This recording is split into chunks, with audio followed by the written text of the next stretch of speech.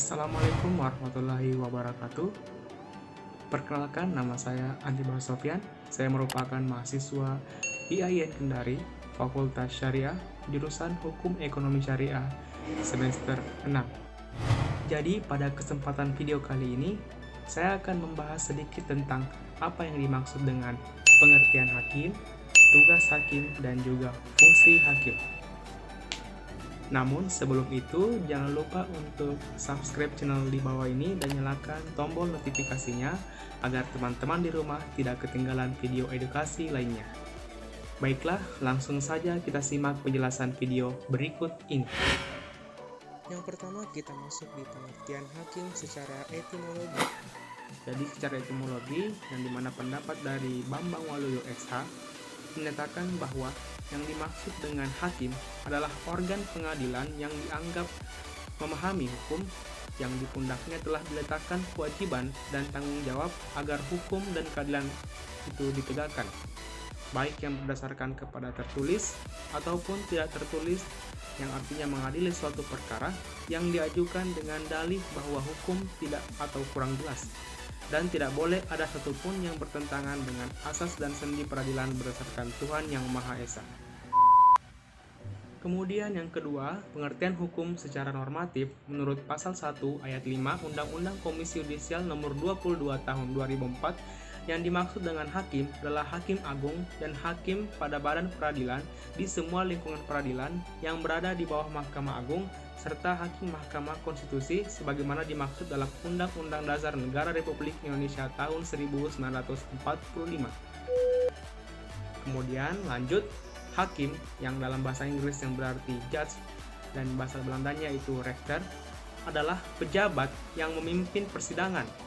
Istilah hakim sendiri berasal dari kata Arab al-hakim, hakim, yang berarti aturan, peraturan, kekuasaan, atau pemerintah. Ialah yang memutuskan hukuman bagi pihak yang dituntut hakim, harus dihormati di ruang pengadilan, dan pelanggaran akan hal ini dapat menyebabkan hukuman. Hakim biasanya mengenakan baju berwarna hitam. Kekuasaannya berbeda-beda di berbagai negara. Jadi dapat kita simpulkan pengertian hakim adalah pejabat negara yang dimana di Indonesia sesuai dengan Undang-Undang Kekuasaan Kehakiman, hakim terdiri atas hakim di Mahkamah Agung Republik Indonesia dan peradilan di bawahnya, serta hakim di Mahkamah Konstitusi.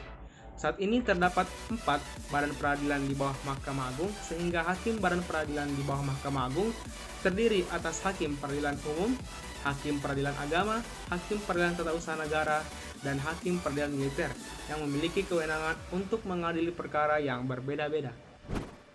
Kemudian kita lanjut di fungsi hakim. Adapun fungsi hakim yaitu melakukan tugas-tugas pengawasan sebagai pengawas bidang dengan memberi petunjuk dan bimbingan yang diperlukan bagi para pejabat struktural maupun fungsional. Dalam artian, fungsi hakim ialah menegakkan kebenaran sesungguhnya dari apa yang dikemukakan dan dituntut oleh para pihak tanpa melebihkan atau menguranginya, terutama yang berkaitan dengan perkara perdata.